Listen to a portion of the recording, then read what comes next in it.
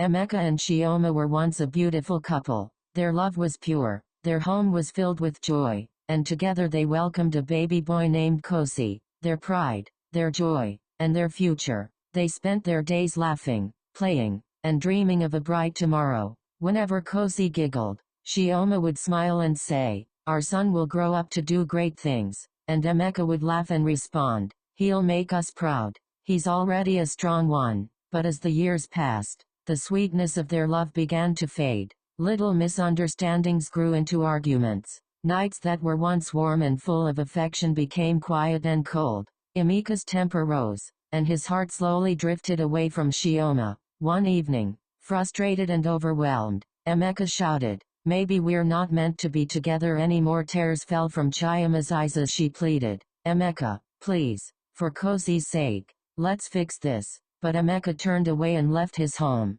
leaving behind the woman who loved him and the little boy who needed him. From that day, Chioma became both mother and father to her son. She worked tirelessly, selling food at the market, carrying Kosi on her back, doing everything she could to survive. The days were long and painful, yet she never stopped smiling at her child. "My son," she would whisper, "you will go to school, you will be great, you will make me proud." And she kept that promise. Through sacrifice, tears, and prayer, Chioma gave Kosi the opportunity to shine. Kosi grew into a brilliant young man, and eventually became a medical doctor, confident, kind, and focused. But while Chioma and Kosi were rising, Emeka's life was falling apart. His second marriage brought him no peace. His finances collapsed, and his health began to fail. He often sat alone in a small room, coughing weakly, staring at old bills, haunted by regret.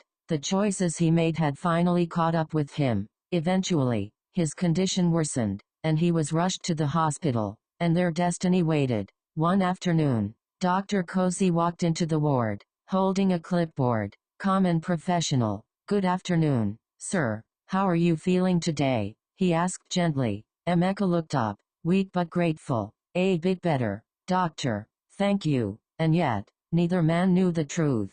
Kosi was treating his own father, and Emeka was being cared for by the very son he left behind. Days later, Chioma decided to visit her son at work. She walked proudly through the hospital corridor, holding a small bag of food for him. But when she entered his office and saw Emeka lying on the bed, her heart froze. "Emeka," she whispered in shock, tears filling her eyes. Kosi looked at her, confused. "Mummy, what's wrong? Do you know this man?" With a trembling voice, Chioma replied, "Yes, this is your father, the man who left us when you were still a baby." Kosi's eyes widened. He looked at Emeka again, truly seeing him for the first time. "My father," he whispered. Emeka began to cry. His voice broke as he said, "Kosi, my son, is it really you?" For a moment, the entire room felt still. After so many years, truth had finally come to light. Chioma stood beside her son and said softly, "Life gives us choices, Emeka.